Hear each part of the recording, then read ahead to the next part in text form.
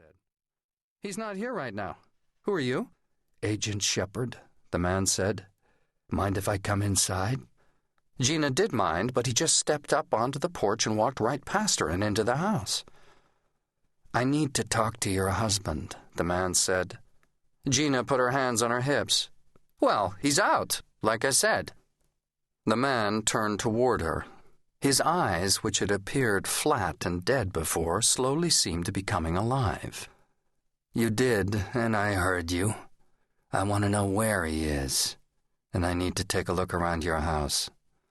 "The hell you do," Gina said. "I don't know what you think you're doing here, but—" His hand came up so fast she didn't even see it.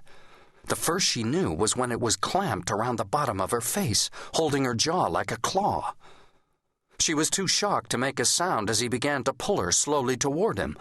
But then she started to shout, substituting volume for the articulation denied her by being unable to move the lower half of her mouth. "Where is it?" he asked. Matter of fact had become almost bored. "I don't—" "Mom?" Gina tried to tell Josh to get back upstairs, to just run, but it came out as desperate, breathless grunts.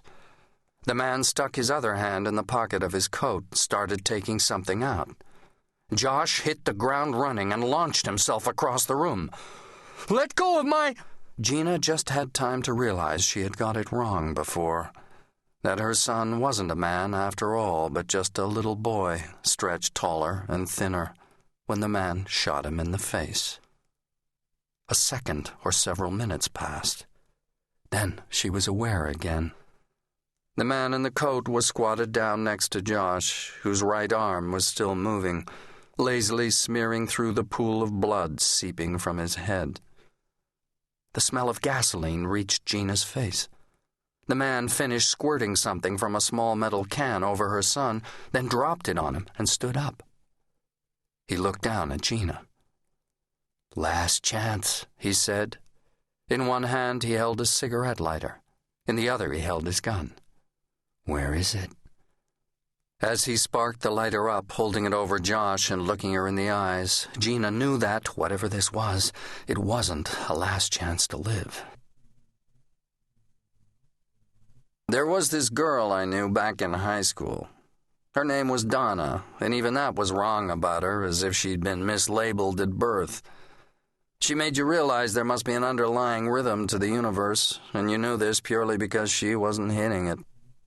Her skin was pale and her features fine-boned and evenly spaced, faultless except for a crescent scar to the side of her right eye, legacy of some toddling collision with a table. She was a little skinny maybe, but otherwise slightly cute in every way, except that she somehow just wasn't. So I noticed when it looked like she was hanging out with, or in the vicinity of, a guy named Gary Fisher. Gary was one of the kids who strode the halls as if accompanied by fanfare. He played football with conspicuous success. He was on the starting basketball lineup, played significant tennis, too.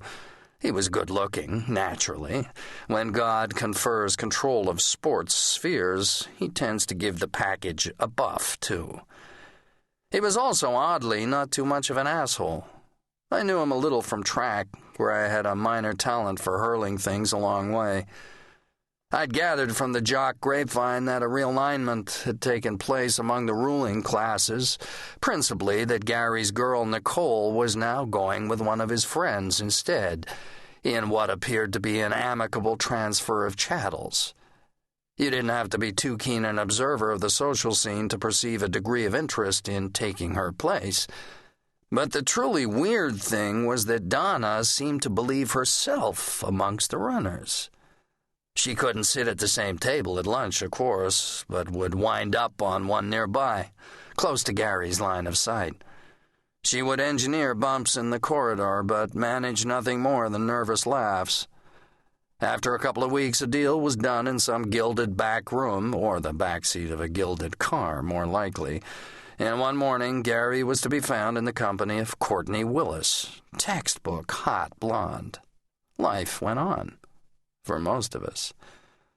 2 days later, Donna was found in the bathtub at her parents' home.